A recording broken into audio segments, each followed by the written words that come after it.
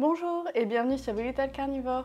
On se retrouve aujourd'hui pour une vidéo un peu spéciale comme c'est la FAQ pour célébrer les 3000 abonnés. Donc déjà, tout d'abord, je voulais vraiment vous remercier pour être aussi nombreux et pour tout votre soutien. C'est grâce à vous que cette chaîne peut fonctionner et continuer. Donc ça me fait vraiment plaisir. Continuez à liker, commenter et partager les vidéos comme ça m'aide énormément. Sur Instagram, je vous ai demandé de me poser un peu toutes vos questions sur l'alimentation crue et on va répondre à tout ça. D'ailleurs, n'hésitez pas à me suivre sur Instagram où tous les jours je vous partage des stories, des repas de Néline et Praline, etc.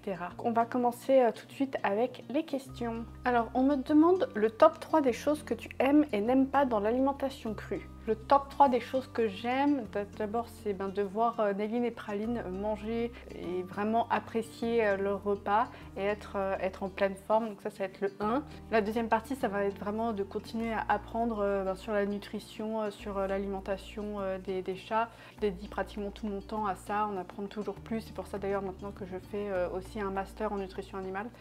Donc pour moi c'est vraiment une passion. Et en troisième, je pense que ça va être la partie un peu esthétique, faire des jolies photos de leurs gamelles. Je trouve ça vraiment satisfaisant par rapport à juste des croquettes. C'est une partie que j'aime bien. Et pour les 3 points négatifs, le premier sans surprise ça va être de préparer leur alimentation. Couper des kilos de viande, c'est pas vraiment mon moment préféré. Ça prend du temps. Je suis jamais très contente de m'y mettre. Mais bon, il faut le faire pour leur bien-être. Et 2 autres points négatifs, je vois pas trop d'autres points négatifs à part la préparation. Il y a peut-être à avoir nettoyé le sol après qu'elles aient mangé à chacun de leurs repas aussi.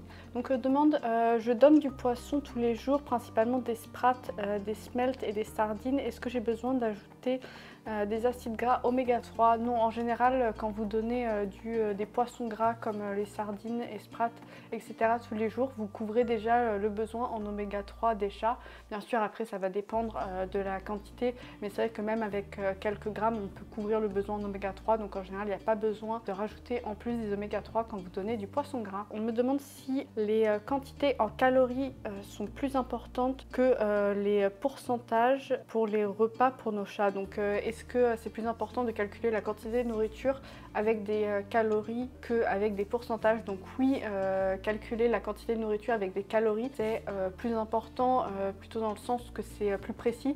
Quand on utilise les pourcentages, on fait une estimation sur la quantité de calories qu'il y a dans les viandes. Quand on utilise les pourcentages, c'est juste une approximation parce que le calcul avec les calories, c'est un peu plus compliqué. Donc les pourcentages sont souvent utilisés pour un peu simplifier ça pour les débutants. J'en parle dans mon article sur l'énergie avec des explications sur cette simplification et les hypothèses qui sont prises quand on dit qu'il faut donner 3% du poids du chat en nourriture. Donc oui, les calories sont plus importantes.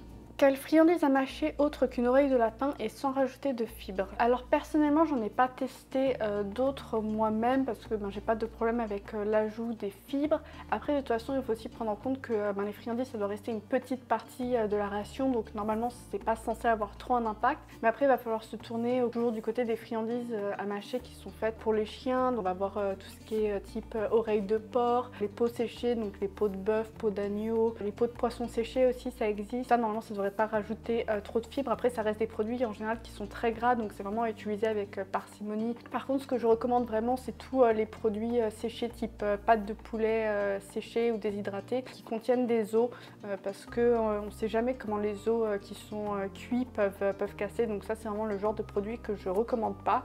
Mais après, tout le reste, tout ce qui est peau, tendons, des choses comme ça peut être plus approprié. On me demande comment peut-on faire une détox des métaux lourds naturellement pour les chats. Il faut savoir que tout ce qui est autour des détox, très souvent, c'est un peu des arnaques. Le corps fonctionne naturellement, il est fait pour détoxifier naturellement. C'est le rôle de nombreux organes comme les reins ou le foie. Il n'y a pas vraiment de solutions miracles qui vont détoxifier le corps ou enlever les toxines. C'est déjà un processus naturel du corps, donc c'est comme d'habitude. Il faut juste soutenir son chat avec une alimentation équilibrée et lui donner tous les nutriments dont il a besoin pour que le corps puisse faire toutes ces fonctions de détoxification qui existent déjà naturellement. On me demande si les ratios des nutriments doivent être exacts comme mentionné sur mon site ou si c'est ok d'être proche. La personne m'avait envoyé un message pour mentionner qu'on parlait vraiment des histoires de pourcentage comme les pourcentages pour le pré-modèle. Donc non, vous n'êtes pas obligé de les suivre au pourcentage près, les pourcentages type pré-modèle ou même BARF. C'est une base pour vous donner une idée de comment nourrir vos animaux. Mais ensuite, on doit enrichir cette base avec des suppléments pour pouvoir faire une alimentation équilibrée selon les standards nutritionnels comme le NRC. Donc ces pourcentages sont pratiques parce que ça permet facilement de commencer à donner une alimentation crue, mais c'est vraiment pas du tout des pourcentages exacts. Quelle source de fibres recommandes-tu pour les boules de poils? On lui donne du psyllium tous les jours, mais ça fait sentir ses selles.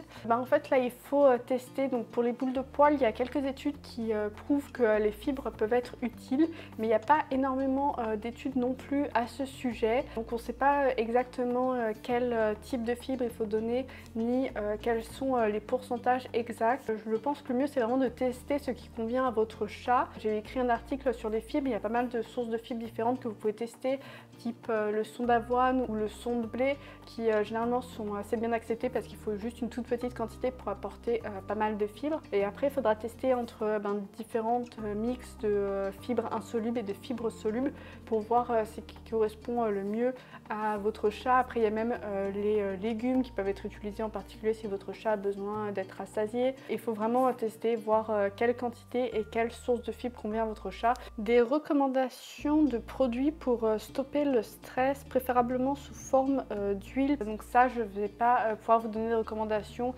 Pour ce qui est gérer le stress, je pense que le mieux ça va être de vous tourner vers un comportementaliste ou un vétérinaire qui éventuellement pourra vous donner des médicaments qui vont avoir un effet du côté des produits pour l'alimentation. Je ne sais pas s'il va vraiment y avoir des choses qui peuvent avoir un vrai effet. Et après tout ce qui va être côté herbalisme ou des choses comme ça, ça reste quand même assez différent de l'alimentation. Donc c'est pas quelque chose sur lequel je vais être compétente pour vous donner des recommandations. N'hésitez pas à vous tourner vers des professionnels pour vous aider avec les problèmes de stress de votre chat. Et pour finir, on me demande aussi si je suis en forme. Donc oui, je suis en forme. J'ai eu le Covid la semaine dernière, mais maintenant ça va mieux. Toujours très occupée comme j'ai beaucoup de choses entre les réseaux sociaux et aussi, comme je vous ai dit, le master en nutrition animale que je fais en ce moment. Mais tout va bien et j'ai beaucoup aimé faire cette petite FAQ avec vous. J'espère que ces réponses vont vous aider à nourrir vos chats. Si vous avez des questions, comme toujours, n'hésitez pas à m'envoyer un email, un message ou même un commentaire. Je fais de mon mieux pour y répondre. Si vous avez aimé cette vidéo, mettez un pouce bleu et abonnez-vous. Et on se retrouve très rapidement sur The Little Carnivore pour une prochaine vidéo. À bientôt!